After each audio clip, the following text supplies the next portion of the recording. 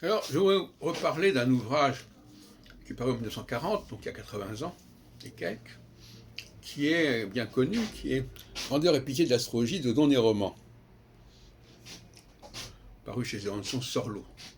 Sorlo qui avait d'ailleurs publié, quelques années plus tôt, le Mein Kampf de Hitler. Et d'ailleurs, Sorlo a été un éditeur important, puisqu'il a eu deux fils, qui sont tous les deux éditeurs, dont l'un a dirigé l'édition de l'Albatros, où j'ai publié les Aquarius sous la nouvelle heure du Verseau, et l'autre, Sorlo, justement, qui a publié des choses très intéressantes et dont la boutique est rue de Vaugirard, près du boulevard Saint-Michel. Et donc, passons sur ces digressions. Et oui, donc j'ai été influencé par la lecture de cet ouvrage quand j'ai commencé l'astrologie, quand j'avais une vingtaine d'années. Et notamment par tout ce qui concernait les domiciles, les exaltations, qui ont été mon cheval de bataille pendant pas mal d'années.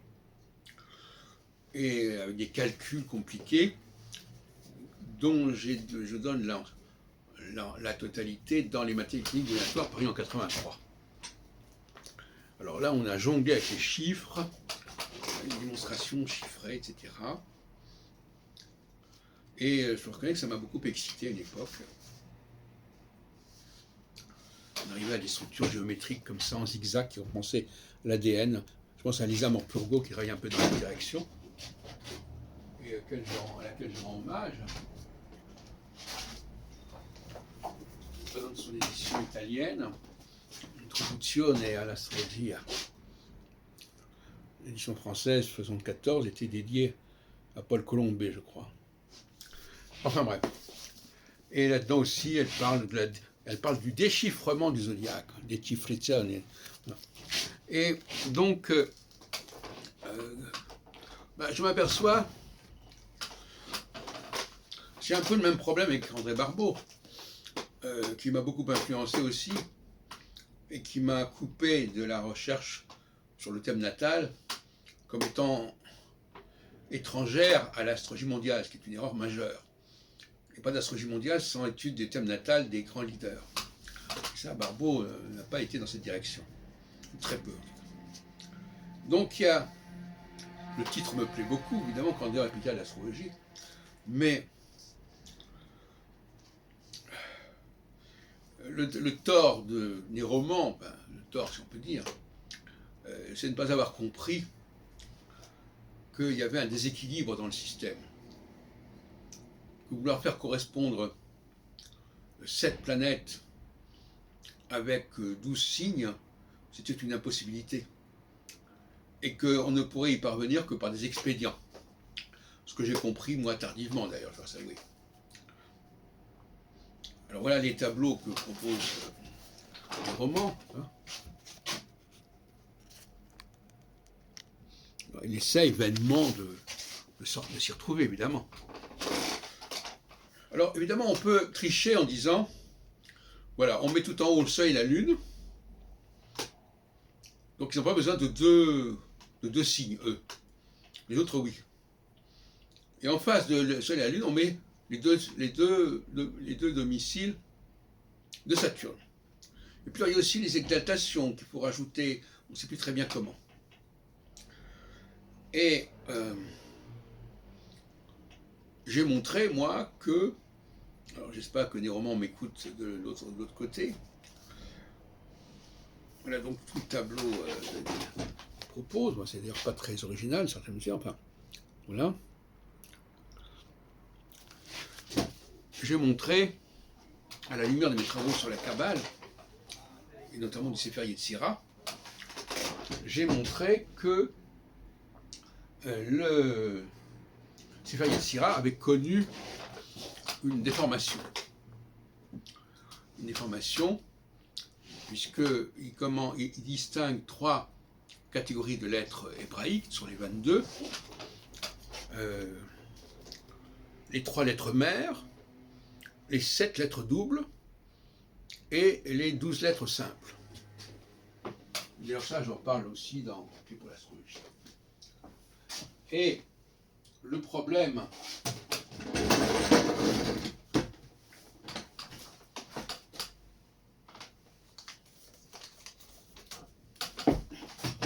renvoie notamment à ce livre, le Sefer Yetzira, voilà, de Carlo Suarez.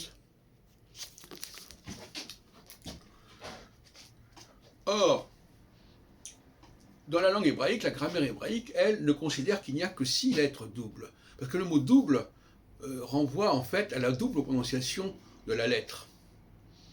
Initialement, il y a 6 lettres qui se prononcent de façon différente selon qu'on met un dagesh à l'intérieur de la lettre.